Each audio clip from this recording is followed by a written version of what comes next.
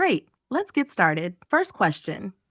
What inspired you to start your YouTube channel, Tech Troublemaker? Was there a specific moment or idea that sparked the journey?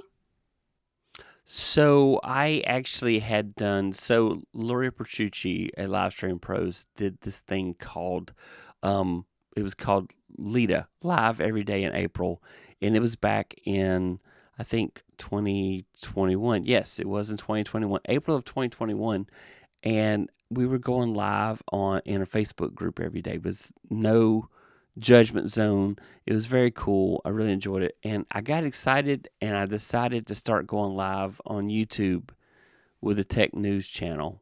And that was the start of it. That's such a cool origin story. It sounds like Lida gave you the confidence and momentum to dive into live streaming, and you found a community that made it fun and judgment free. When you started going live on YouTube, what was that experience like for you? Were there any big lessons or surprises you learned early on? Well, I was so nervous and I had this perfectionism thing where I thought, man, I got to have the perfect gear, the perfect this, the perfect audio, the perfect camera. But I found out that you don't need all that stuff. You don't have to have a lot of fancy gear to go live. And now especially you could just go live with your cell phone if that's all you had. But there was another Roy Richardson out there who was a jazz musician, and so I asked Luria if she thought it would be okay so early in my channel to change the name. I did not even have 100 subscribers yet. Would it be okay to change the name of my channel to Tech Troublemaker so that I'd stand out from all the Roy Richardsons out there? Because there's a jazz musician and I didn't want to interrupt him. So I learned a lot along the way going live. I've made lots of mistakes and I've tried to use those mistakes to teach others. And I've also pivoted 3 times on this channel. I started off as a news channel and I realized that content wasn't evergreen. So after you talked about the news, it was over. And then I went to being just a tech tutorial channel, which I liked it okay, but I got excited about content creation. So the third pivot was to talk about content creation because I was taking all these classes, all these different courses. I was reading all these different books. I was listening to so many different creators and how they got started. And so I just wanted to do content creation and teach others what I was learning as I went along. That's such a powerful evolution. It's amazing how your journey reflects the trial and error process so many creators go through. Starting with live streams, overcoming perfectionism, and realizing that pivots are part of growth really shows resilience. Looking back at those pivots, what advice would you give to someone struggling to find their niche or feeling unsure about changing their content direction? So, first up, what can you talk about for hours and hours and hours on end? I was talking about content creation to all my friends, and I was talking to my wife, making her crazy because it's like, I don't want to hear about YouTube anymore. It was so funny because I got where I was dreaming about YouTube at night. I would like dream about what to make videos about, and so the biggest thing right there is to find your niche, figure out what are you passionate about, what can you talk about for hours and hours and hours. And for me, because of all the material that I have consumed and all the attempts I've made and all the mistakes I've made and I've learned from, I feel like I have so much to offer other creators to help them to get confidence to go forward in their YouTube journey. And so that's probably the biggest thing. The second thing was that equipment didn't matter. Audio is key. So if you have great audio, people will watch a bad video if you have great audio. And so I find that's true. And then the other part is there is no such thing. There is an algorithm. YouTube does have an algorithm, but what that really means is your audience. Are you making videos for your audience, your community, as opposed to trying to please the algorithm? It's just going to make you crazy trying to please the algorithm. It's not worth the effort. That's such fantastic advice, and I love how your passion really shines through. Focusing on what you can talk about endlessly and letting that guide your niche is such a relatable way to find direction. Plus, the reminder to prioritize your audience over the algorithm is golden. So many creators get caught up in chasing trends instead of building real connections. What do you think was the biggest mindset shift you had to make to go from being nervous and overthinking the gear to confidently creating content for your audience?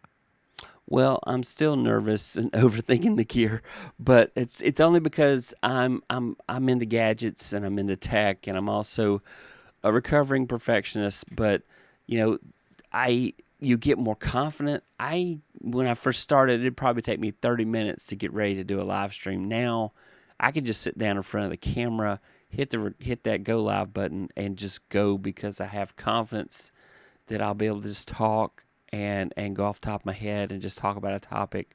Now, granted, I don't mean that from the standpoint I'm just randomly talking about anything. I do a lot of research about topics before I go live because it's very important to me that I give accurate information to my audience. I don't want to lead anybody astray. I want them to be successful. And so my goal is to share knowledge that I've learned through mistakes that I've made. And I continue to make mistakes, but now when I make mistakes, I lean into them. I don't freak out about those mistakes like I used to. It used to make me crazy when something would go wrong. And now I'm just like, okay, how do I fix this? How do I adapt? For example, I had an interview that was going off the rails because there was just something going on. It was very choppy, a lot of audio. And so right in the middle of it, I sent a Zoom link to the guest and said, hey, join this instead. And it was so much clearer. Whatever was going on, I don't even know. But suddenly I had Zoom on and we kept going with the show. And it was as if it was meant to be, as if I did that on purpose. But that's just how it worked out, And then I've had cases where, like, my mouse and keyboard suddenly went out because Bluetooth suddenly decided it wasn't going to talk. And so I'm like still talking because the live stream's still going. And I go and I find a wired mouse and I plug it in and I turn Bluetooth off and I turn it back on and my mouse and keyboard came back and I was able to finish out the video fine. So, the audience, I don't even know if they knew, but man, I was so proud of myself that I overcame that dilemma that was happening. And then I've had issues where the camera kind of went out. So I grab another camera and plug it up and keep going. You just got to be able to roll with the changes and not get insane about it. Just relax. That's incredible. You've truly mastered the art of adapting on the fly. It's inspiring how you've shifted from stressing over mistakes to seeing them as opportunities to problem solve and grow. Your mindset of staying calm and leaning into challenges is such a valuable lesson for creators. What advice would you give to someone who's afraid of making mistakes on camera or feels like they need to be perfect before hitting record or going live? So I would recommend doing like I don't know, I'd pick a certain number of days. And every one of those days, I would just start the camera and I would start talking and just talk to the camera. You don't have to share it with anybody, but just talk to the camera. Let's say it's a 10-day challenge. And every day you have to record a 5-minute video where you just hit the record button and you just talk and you just chill, relax. You try as best you can. And you see what happens, and you just got to figure out a way to. You can't be perfect. Live TV is not perfect. How many have seen the bloopers of newscasters and that type of thing? So even TV is not perfect, and YouTube, I think, gives you a lot more grace than broadcast television does. And so you'll find that people are okay with you being human, and you've just got to realize that you are human, and so therefore you will make mistakes, and so relax, try your best. It took me a while, but that's where I'm at now. I just chill. That's such a fantastic and approachable strategy. The 10-day challenge is a brilliant way to build confidence and comfort in front of the camera. And I love the reminder that even live TV isn't perfect, so creators should embrace their humanity and imperfections. It makes the whole process feel so much less intimidating. As you look back on your journey, what's been the most rewarding part of creating content and connecting with your audience? Oh, see, the audience, the community that has come along with me, that has been the most amazing part of this entire journey. I have so many amazing online friends now because of going live on my YouTube channel, meeting people in different places online, virtually. I've gotten to meet these creators, a lot of these creators in person, and to find out they're just as amazing in real life as they are online. And so just the friendships I've made and the great, just fantastic community. They're so supportive. I'll get little notes or private messages or text messages, and they'll just say, "Hey, how you doing?" Checking up on me. I just they're such amazing people, and so making and building a community, just I can't take credit for it because it just happened organically. um, I just share their comments and I comment back and forth, and they ask questions and I answer them, or I ask questions and they answer them. And so just that online community is the greatest thing that's happened because of this journey. It's so heartwarming. It's amazing how your journey has not only been about content creation, but also about building meaningful connections. That kind of organic community where people genuinely care and support each other is such a rare and beautiful thing. It really shows the power of showing up authentically and engaging with your audience. What would you say to creators who are just starting out and feel like building a community is overwhelming or out of reach? My suggestion would be to just, go on Facebook. I know this is funny. You're trying to do YouTube, but you go on Facebook and you find a creator community that's already there, and you find some creators that you really like and go and comment on their content, subscribe to their channel, leave comments when they live stream, leave comments when they do recorded videos. And then after time, they're going to want to find out who you are, and they'll follow back to your channel and see what you're doing. And they'll start joining in the live streams, and they'll start commenting on your live videos or your recorded videos. And so that's how you get started, slowly building community. And then the other part is, when you first start, you may not have anybody. Don't let that freak you out. Think of the camera as your friend. You're having a conversation That's with a such friend. practical and encouraging advice. Engaging with other creators and genuinely supporting their work is such a great way to organically grow a community while building relationships. And your point about not freaking out when starting with no audience is so important. It's all part of the process. Looking ahead, what excites you most about the future of your channel and the tech troublemaker community?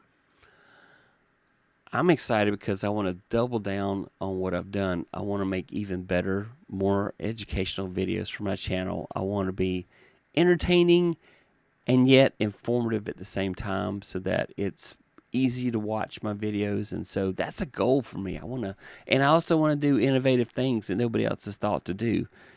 Just different. I love trying to find new ways to present information so that people will be excited to see it because it's new and fresh. That's such an exciting vision. Doubling down on creating content that's both entertaining and educational is such a winning combination, and your focus on innovation will definitely set you apart. I can already imagine your audience loving the fresh and creative ways you present information. If you had to summarize your journey to 1,000 subscribers in one sentence, what would you say? One sentence. Wow. It has been amazing, fun-filled ride that at times was stressful. There were times when I was burned out because I just felt overwhelmed.